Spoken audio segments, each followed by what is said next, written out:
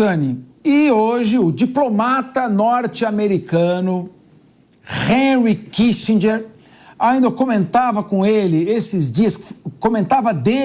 dias, a longevidade dele, vencedor do Prêmio Nobel da Paz, morreu ontem aos 100 anos de idade.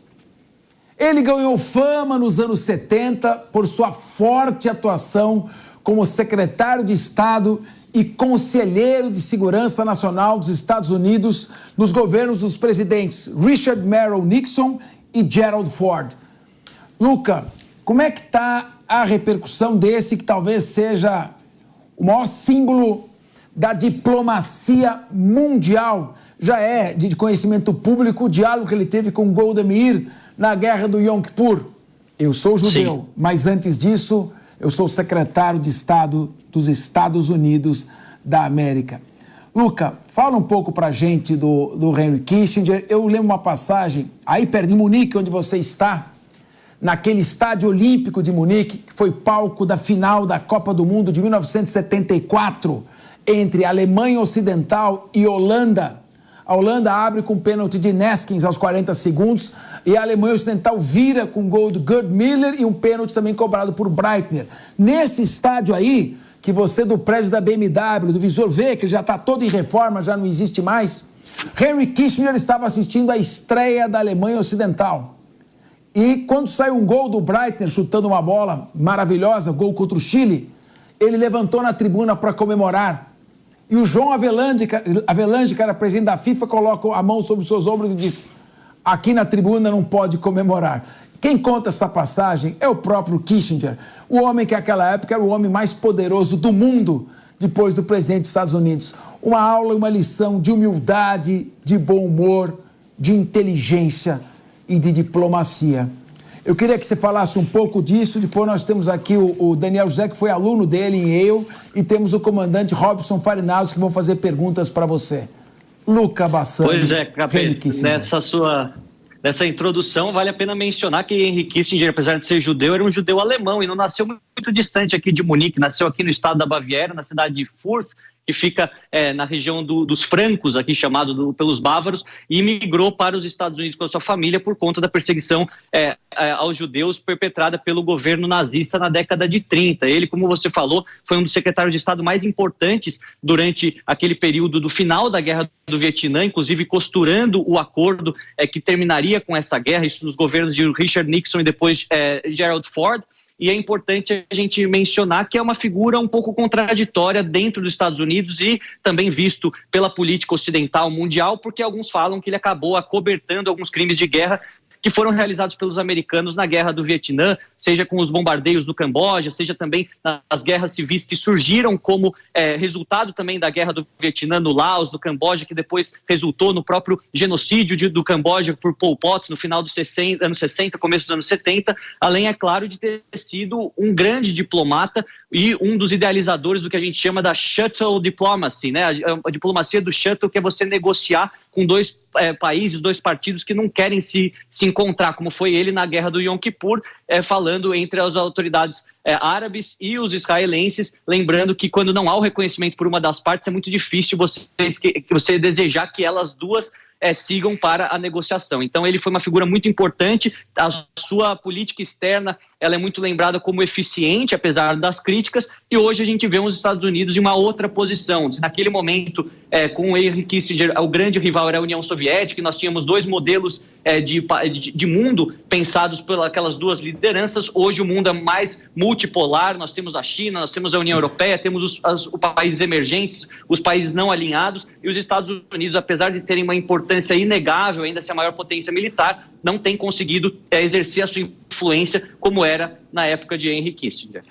Luca, nós temos duas perguntas para fazer sobre Henry Kissinger aqui na mesa, mas nós temos atentado terrorista hoje em Jerusalém, às 7h40 da manhã, horário local deles. Nós temos novidades sobre a guerra Israel e Hamas, tem muita coisa importante para você falar. Então, como você tem muito conhecimento, seleciona aí para poder responder mais sintético. Vamos começar com o nosso comandante Robson Farinazzo, que foi quem primeiro nos alertou desse tema e você já estava pronto para entrar nele. Robson Farinazzo, sua pergunta para o seu colega estrategista militar e geopolítica, Luca Bassani. Boa tarde, Luca. Luca, você, com a sua elegância no trajar aí, né, e habilidade na linguagem, é o Tom Wolfe brasileiro, tá? Você vai obrigado. Tá fazendo história no jornalismo. Eu queria te fazer uma pergunta, Luca, porque o Kissinger é um personagem muito controverso. Ninguém duvida da habilidade, da inteligência dele. Isso não dá para duvidar. Mesmo os inimigos reconhecem isso. Mas tem dois Kissingers, né? Acho que como todo ser humano, ele era dual. Tem o Kissinger do bombardeio ao Camboja, tem o Kissinger que confraternizou com ditadores mundo afora, tem o Kissinger que apoiou o golpe de Estado sangrento no Chile, mas também tem o Kissinger que fez a paz do Vietnã, que era uma tragédia americana, aquilo estava rachando os Estados Unidos, é uma realidade. E tem o Kissinger, né, que das conversas do Jardim, na Casa Branca, com o Richard Nixon, ao mesmo tempo que aconteciam os bate-papos entre Mao Tse-tung e Zhou Enlai na mesa de ping-pong em Pequim, enfim, essas quatro mentes acabaram moldando o mundo que nós conhecemos hoje, porque o Kissinger foi fundamental na abertura americana para a China, em trazer a China de volta, né, ao mundo. Então eu queria saber o seguinte, na sua visão, né, na sua experiência, no seu conhecimento, qual Kissinger vai ficar, né, para a história? O Kissinger do Camboja, dos bombardeios, ou Kissinger que ajudou a criar esse mundo que nós estamos vivendo?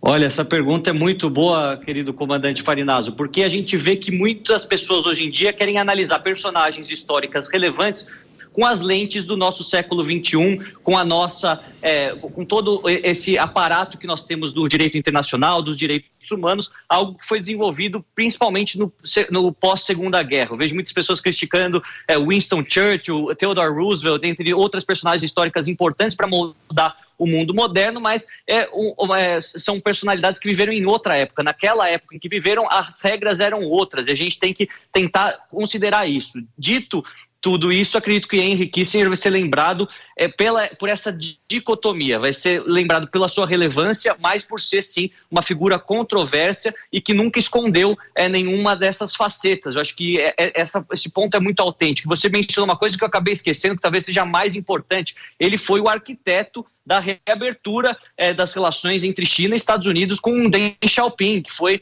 após Mao Tse-tung, aquele que modernizou a China, que transformou a China na potência econômica e, inclusive, trazendo desenvolvimento social como a China é hoje. Então, todos esses resultados são vistos até os dias atuais e vão ser vistos durante as próximas décadas, mas é importante a gente pensar que nenhuma personagem na história ela é 100% boa, 100% ruim. Obviamente, se tratando de grandes genocidas, eles vão ser lembrados por todos os seus atos bárbaros, mas no caso de um ministro das Relações Exteriores, de um diplomata, ele vai ser lembrado, sim, por essa figura contraditória, por pensar no seu lado americano, no seu lado judeu, ser esse personagem que faz esse diálogo sempre, ao mesmo tempo cometendo muitos erros, como você falou, os golpes no Chile, apoiar a ditadura na Argentina, fazer o bombardeio no Camboja, entre tantos outros que nós poderíamos listar por aqui.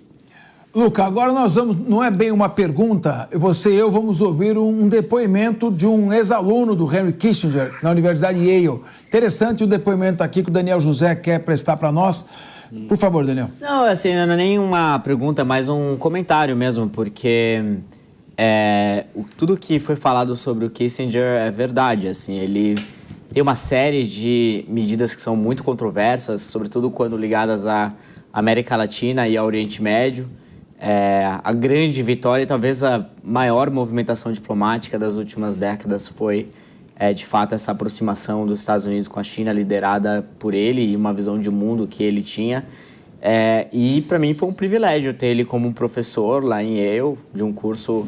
eu fiz mestrado lá por 2 anos e, nesse mestrado, eu fiz um curso de 2 semestres que se chama Grand Strategy, que é a estratégia a nível de Estado, e onde ele vinha dar várias aulas, né? Tinha vários professores, diplomatas, generais do Exército, enfim, especialistas em relações internacionais que davam essas aulas, e era um ambiente extremamente rico, o que me chamava muita atenção é que ele, na época, com 91, 92 anos, ainda era muito ativo, tinha uma mente assim super aguçada, uma visão de mundo super ampla e que, mesmo depois de ter feito tanto de coisas que ele fez, a maneira como ele moldou o mundo, ele ainda assim, com 90 e tantos anos, estava dentro da sala de aula, discutindo com os alunos, transmitindo conhecimento, mas também participando das discussões, ouvindo muito. Então isso me chamou muita atenção nele, porque se todo mundo valorizasse a educação da forma como ele valorizava e como ele se dedicou para isso, e se todos os grandes líderes dessem esse peso para a educação, certamente a gente conseguiria encontrar soluções melhores para que todo mundo tivesse a oportunidade de estudar mais, de entender melhor o mundo e de poder impactar mais o mundo também. Muito bem, é porque linha de frente, meu amigo, também é cultura.